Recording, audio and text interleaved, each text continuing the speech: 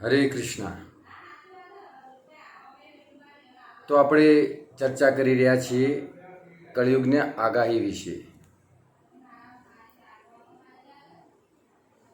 તો ગયા વિડીયોમાં આપણે ચર્ચા કરી કે કળિયુગનો પ્રવેશ કેવી રીતે થયો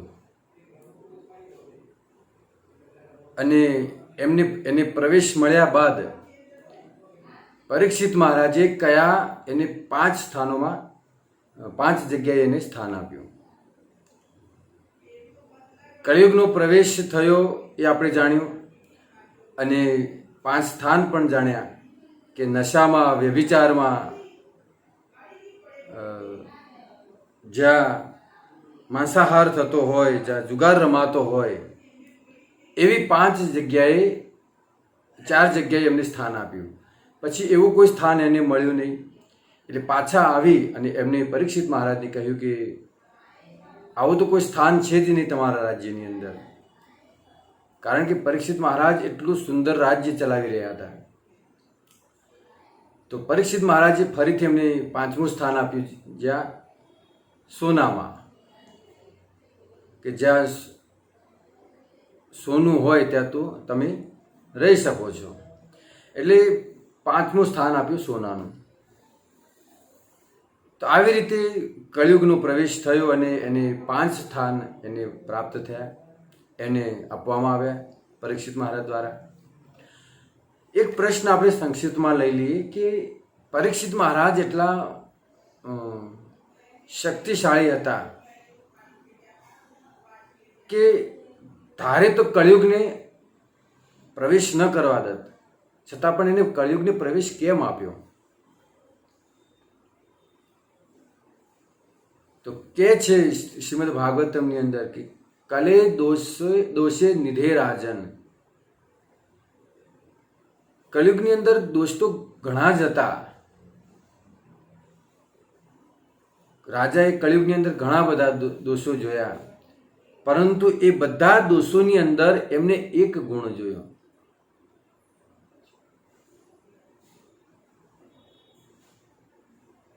એ દોષ કયો, એ ગુણ કયો હતો? એ દોષ એ હતો કે પરીક્ષિત મહારાજે જોયું કે કળિયુગની અંદર બીજા તો ઘણા બધા દોષ છે, પણ સારો ગુણ એ છે કે અન્ય યુગોની અંદર, જેમ કે સતયુગની અંદર તપસ્યા, ત્રેતામાં યજ્ઞ, દ્વાપરમાં અર્ચ વિગ્રહ એની પૂજા કરવાથી ભગવાન પ્રાપ્ત થતા, પણ કળિયુગની અંદર પરીક્ષિત મહારાજે જોયું કે કળિયુગની અંદર માત્ર ભગવાનનું હરિનામ લેવાથી જ માણસ પોતાનો ઉદ્ધાર કરી શકશે। તો પરીક્ષિત મહારાજે આવી રીતે એને 5 સ્થાન આપ્યા। આજે આપણે ચર્ચાનો વિષય છે કે કળિયુગનો પ્રભાવ શું? જ્યારે એને આ પૃથ્વીની અંદર એને પ્રવેશ મળ્યો તો એને આ પ્રવેશ કર્યા બાદ એને પ્રભાવ કેવો બતાવ્યો? તો આજે આપણે એના પર ચર્ચા કરીશું। તો કળિયુગ જ્યારે એનો પ્રારંભ થયો કળિયુગનો, ત્યારે કળિયુગે એને જે પોતાના પ્રભાવ બતાવ્યા એ અહીંયા બહુ સુંદર એક શ્લોકમાં વર્ણન કર્યું છે। ભાગવતના 12મા સ્કંદની અંદર પ્રથમ અધ્યાયના પ્રથમ શ્લોકની અંદર એનું વર્ણન છે। કહે છે કે સુખદેવ ગોસ્વામી પરીક્ષિત મહારાજને કહી રહ્યા છે કે તત ચ અનુદિનમ, આ કળિયુગે કેવા પોતાના પ્રભાવ બતાવ્યા કે તત ચ અનુદિનમ ધર્મ સત્યમ શોચમ દયા ક્ષમા દયા કાલેન બલિના રાજન નક્ષતિ આયુ બલમ સ્મૃતિ। નક્ષતિ કહે છે કે જ્યારે આ કળિયુગ એનો પ્રવેશ થયો તો એને સૌથી પહેલા એને સત્ય ઉપર પ્રહાર કર્યો। સત્યતા ક્ષીણ થવા લાગી અને આપ સૌ જોઈ પણ રહ્યા છો કે આ સંસારની અંદર સત્યતા ક્યાં છે? સત્યતાનો હાસ થઈ રહ્યો છે. લોકોને એટલી ખબર નથી પડતી કે સત્ય શું છે અને અસત્ય શું છે. અને કાલ્પનિક વ્યક્તિને ભગવાન ઉપર ભરોસો રહ્યો નથી. એટલે માણસ શું કરે છે, કાલ્પનિક જે વસ્તુઓ હોય, કાલ્પનિક વસ્તુઓ વાંચવી, ખોટા ખોટી જે જીવનથી કાંઈ મતલબ જ નથી, જેનાથી જીવનને કોઈ પ્રેરણા મળતી નથી, એવા ફાલતુ પુસ્તકોનું અધ્યયન કરી અને માણસ સત્યતાથી દૂર થઈ રહ્યો છે. સત્ય ગીતા, ભાગવત, રામાયણની અંદર છે, એમાં કોઈને રુચિ રહી નથી. એટલે સત્યતા પણ ધીરે ધીરે સત્યતાનો પણ નાશ થઈ ગયો. કોઈ માણસ સત્ય બોલતા નથી. બીજું કહે છે કે શૌચમ, શૌચમનો અર્થ થાય પવિત્રતા. પવિત્રતા ક્યાં છે પવિત્રતા? કોઈની અંદર પવિત્રતા રહી નથી. પવિત્રતાનો અર્થ થાય કે શરીર સ્વચ્છ રાખવું, એટલું જ નહીં. એ તો બાહ્ય પવિત્રતા છે, આ શરીરની પવિત્રતા છે. પણ એક મનની પણ પવિત્રતા હોય છે. એ મનની પવિત્રતા ક્યારે મળે છે? જ્યારે વ્યક્તિ ભગવાનનું નામનો જપ કરે છે. પણ એ રહી નથી. કોઈ જપ કરતું નથી, ભગવાનનું નામ કોઈ, તો પવિત્રતા પણ રહી નથી. પછી કહે છે ક્ષમા, સહિષ્ણુતા અથવા ક્ષમા. ધીરે ધીરે આનો નાશ થઈ રહ્યો છે, ઓછી થઈ ગઈ છે ક્ષમા. અને કોઈ વાતમાં કોઈ ક્ષમા કરવા માંગતું જ નથી. કારણ કે એવી કોઈ પદ્ધતિ જ રહી નથી કે લોકો શુદ્ધ અને ઈર્ષ્યા રહિત થઈ શકે. કઈ પદ્ધતિ છે કે પોતાની જાતને એ વ્યક્તિ શુદ્ધ કરી શકે અને ઈર્ષ્યા દ્વેષથી મુક્ત થઈ શકે? કારણ કે માણસને ધર્મ પ્રત્યે તો કોઈ રુચિ રહી નથી. ભગવાનના નામનો જપ, ભગવાનનું નામ લેવામાં લોકોને આળસ આવે છે. જો ભગવાનના નામનો જપ કરવામાં આવે, ભગવાનનું નિરંતર નામ રટન કરતા રહે, તો મન શુદ્ધ થશે. અને જ્યારે નહીં તો મન શુદ્ધ નહીં થાય, ત્યાં સુધી, જ્યાં સુધી મન શુદ્ધ નહીં થાય ત્યાં સુધી વ્યક્તિ કામ, ક્રોધ, લોભ, ઈર્ષ્યા એ જ એના મનની અંદર ભરેલું રહેશે. જ્યાં સુધી માણસ ભગવાનના નામનો જપ નહીં કરે ત્યાં સુધી. અને ઓછામાં પૂરતું આજે સમાજની અંદર એક સૌથી મોટો પ્રશ્ન થઈ ગયો છે કે નાસ્તિકતા અને નિરીશ્વરતા.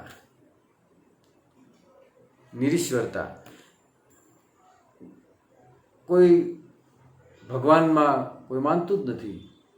ઈશ્વર જેવું કાંઈ છે જ નહીં, ભગવાન કોઈ છે જ નહીં. માણસ આ બંને વસ્તુની અંદર પોતાને રૂંધાતો જાય છે. માણસ ભગવાન છે કે નથી. અમુક લોકો કહે છે કે ભગવાન છે, અમુક કહે છે નાસ્તિકતાનો પણ ચાલી રહ્યો છે પ્રવાહ. અમુક લોકો નાસ્તિકતાનો પણ પ્રવાહ ચલાવી રહ્યા છે. તો માણસ આ બંનેના વચ્ચે રૂંધાઈ ગયો છે અને સત્યને પારખી શકતો નથી.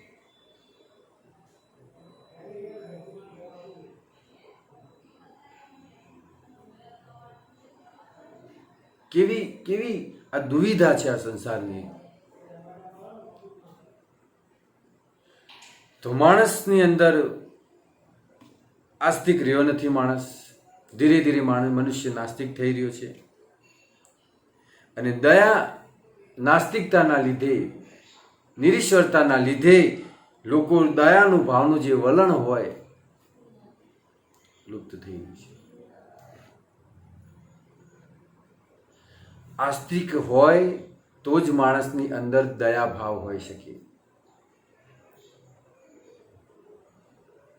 અને માણસ બીજાના કલ્યાણ માટે, બીજાના કલ્યાણ હેતુ થઈ અને પોતાનું હિત એ પણ માણસ વિચારતો નથી.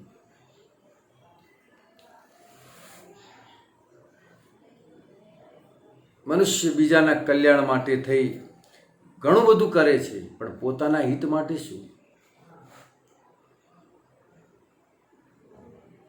કરવું જોઈએ? લોક કલ્યાણ માટે જે પણ કાર્ય કરો એની કોઈ ના નથી, પણ પોતાનું હિત તો પણ વિચારો.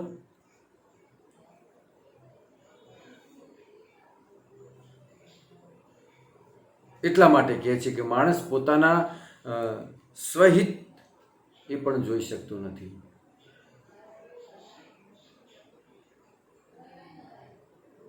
અને કહેવામાં આવે છે કે પોતાના પ્રત્યે પણ માણસ દયાવાન નથી. આજે હકીકત આ છે.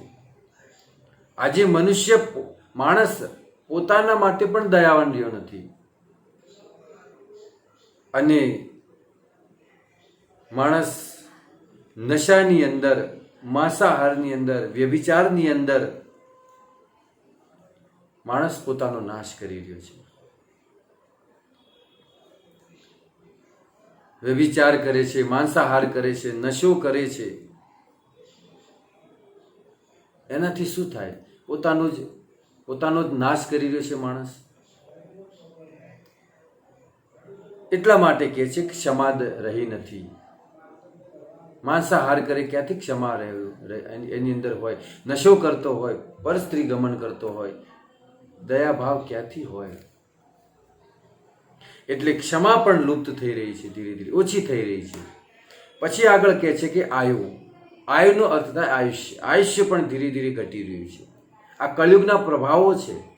આપણે અહીંયા કળિયુગના પ્રભાવનું વર્ણન કરી રહ્યા છીએ કે કળિયુગે પોતાના પ્રભાવ કેવા બતાવ્યા ને, તો કે આયુષ્ય ઘટી રહ્યું છે.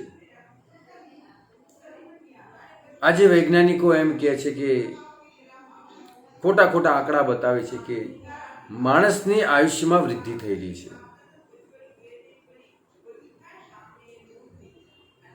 પરંતુ જ્યારે ગર્ભપાતના આંકડા જોવામાં આવે ને, ત્યારે ખબર પડે કે વૃદ્ધિ નહીં, નાશ થઈ રહ્યો છે આયુષ્યનો. કોણ ગણે છે સંસારની અંદર કેટલા ગર્ભપાત થઈ રહ્યા છે? એટલે આયુષ્ય પણ ધીરે ધીરે, હવે બાળકનું હજી ગર્ભમાં હોય અને ત્યાંથી જ એનો નાશ કરી નાખવામાં આવે. કૃત્રિમ દવાઓ પ્રગટ કરી, પેદા કરી.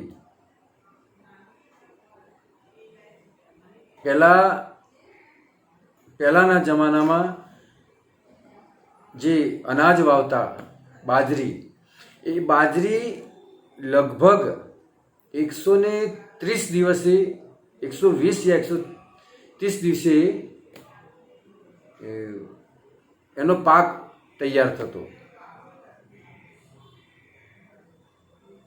અત્યારે એ જ બાજરી 70 દિવસમાં તૈયાર થાય છે.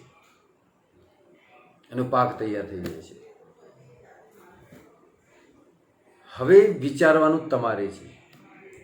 પહેલા બાજરી 110 કે 120 કે એટલા દિવસની અંદર તૈયાર થતી, એટલે માણસ 110, 120 વર્ષ જીવતો. અને આજે એ જ પાક 70 દિવસમાં લેવામાં આવે છે, એટલે મનુષ્યનું આયુષ્ય થઈ ગયું 70 વર્ષ. એટલા માટે સમજવા, ખાલી એક ઈશારો હોય ને, કહે છે ને મનુષ્યને ઈશારો કાફી હોય છે. શું પ્રગતિ કરી રહ્યા છે આપણે? સારું બિયારણ 70 દિવસમાં, જે વસ્તુ 110માં તૈયાર થતી 110 વર્ષની અંદર, એ જ આજે 70 દિવસની અંદર, જે 110 દિવસમાં બાજરી લેવામાં આવતી, એ આજે 70 દિવસમાં લેવામાં આવે છે. એ જ મનુષ્ય 110 વર્ષ જીવતો, આજે 70 વર્ષમાં પૂરું. વિચાર આપણે કરવાનો છે કે આપણે શું પ્રગતિ કરી છે. તો આયુષ્ય પણ ઘટી રહ્યું છે. કૃત્રિમ દવાઓ, કૃત્રિમ ખાતર, માણસ પોતાનો જ નાશ કરી રહ્યો છે. પછી કહે છે કે બલમ, બળ પણ ધીરે ધીરે ઓછું થઈ રહ્યું છે. પહેલાના જમાનાની અંદર લોકોના શરીર એટલા ખડતલ હતા, એટલા મજબૂત હતા, અને લોકો કેટલું વર્ષો સુધી જીવતા. દ્વાપર યુગની અંદર જો 1000 વર્ષનું આયુષ્ય, ત્રેતા યુગની અંદર 10,000 વર્ષનું આયુષ્ય, અને સતયુગની અંદર 1,00,000 વર્ષનું આયુષ્ય, અને કળિયુગની અંદર 100 વર્ષનું આયુષ્ય. 100માં હવે કોણ કાઢે છે 100 વર્ષ? 70 થી 75ની બંને આંકડાની વચ્ચે પૂરું થઈ જાય છે જીવન. અને ધીરે ધીરે બળ પણ ઘટી ગયું. એ સમયના પ્રાણીઓ પણ કેટલા મજબૂત હતા. આજે પ્રાણી હોય કે મનુષ્ય હોય, પશુ હોય કે મનુષ્ય હોય, બંનેના બળ ક્ષીણ થઈ રહ્યા છે. શરીરના કદ પણ નાના થઈ ગયા, બળ ઓછું થઈ ગયું. અરે વધારે દૂરની વાત નહીં, પણ આજથી 100 વર્ષ પહેલા તમે જુઓ, આપણા બાપ દાદાઓની અંદર કેટલું બળ હતું. જે હળ હોય એ હળ માથે મૂકી અને ખેતરે નીકળી જતા. અત્યારે 3 થી 4 માણસ તારે ઉપડે છે હળ. એટલે બળ પણ આપણા ઓછું થતું ગયું આ કળિયુગના પ્રભાવથી. પછી કહે છે કે, અને હજુ પણ ધીરે ધીરે આ બળ ઓછું થતું જશે. હવે નવી જે પેઢી આવી રહી છે, તમે જુઓ, જીમ જઈને બળ બનાવે એને બળ ન કહેવાય, એને બળ નથી કહેવાતું. શરીર એવું કદાવર હોય, ખડતલ શરીર હોય, કોઈ રોગ ન હોય શરીરની અંદર. અત્યારે જીમ કરતા હોય, ગમે તેટલું કરતા હોય, પણ એક બીમારી આવે એટલે પૂરું થઈ જાય. આટલી સુવિધાઓ હોવા છતાં પણ. પછી કહે છે સ્મૃતિ. સત્યનો નાશ થયો, પવિત્રતાનો નાશ થયો, ક્ષમા નથી રહી, આયુ ઘટી ગયા, આયુષ્ય, અને બળ ઓછું થઈ ગયું, અને છેલ્લે સ્મૃતિ પણ મનુષ્યની ધીરે ધીરે ઓછી થઈ ગઈ. સ્મૃતિનો અર્થ થાય યાદ શક્તિ. પહેલાના જમાનાની અંદર ગુરુજનો શિષ્યોને ભણાવતા ત્યારે કોઈ લિપિબદ્ધ કાંઈ નહોતું કે નોટ અને પેન લઈને જતા, એવું નહીં. એ સ્મૃતિની અંદર રહી જતું જ્ઞાન. ગુરુ જે પણ જ્ઞાન આપે એ સ્મૃતિમાં ફિટ થઈ જતું. પરંતુ આજે સ્મૃતિ રહી નથી. એટલા માટે તો એમાં પાછી ટેકનોલોજી વધતી ગઈ, એમ ધીરે ધીરે ઓછું થતું ગયું. પહેલાં તો થોડો પણ પ્રયાસ કરવામાં આવતો કે કંઈક યાદ રાખીએ, પણ અત્યારે લેપટોપ નીકળી ગયા છે, કોમ્પ્યુટર નીકળી ગયા છે, મોબાઈલ નીકળી ગયા છે. બસ એમાં બધું સેવ કરી દેવાનું અને પછી રિમાઇન્ડર મૂકી દેવાનું. એ મોબાઈલ આપણને યાદ કરાવે કે ભાઈ તારે આ કામ કરવાનું છે. બાકી આપણને તો યાદ જ નથી આવતું. અને બધું લેપટોપની અંદર સેવ કરવા લાગે. પહેલા બધું સ્મૃતિમાં રહેતું, જેટલું પણ જ્ઞાન. અને એ પણ કેવું જ્ઞાન? દિવ્ય જ્ઞાન, શાસ્ત્રોનું જ્ઞાન, વેદોનું જ્ઞાન, ઉપનિષદોનું જ્ઞાન, પુરાણોનું જ્ઞાન. આવું જ્ઞાન એ સ્મૃતિમાં રાખતા. વેદોના વેદો. અત્યારે કાલે જે પરીક્ષા આપવાની છે એની તૈયારી જે વિદ્યાર્થી કરે છે, એને એક જ વિષયની તૈયારી કરવાની હોય છે, છતાં પણ કેટલી મહેનત કરે છે, ત્યારે જઈ અને એને યાદ રહે છે.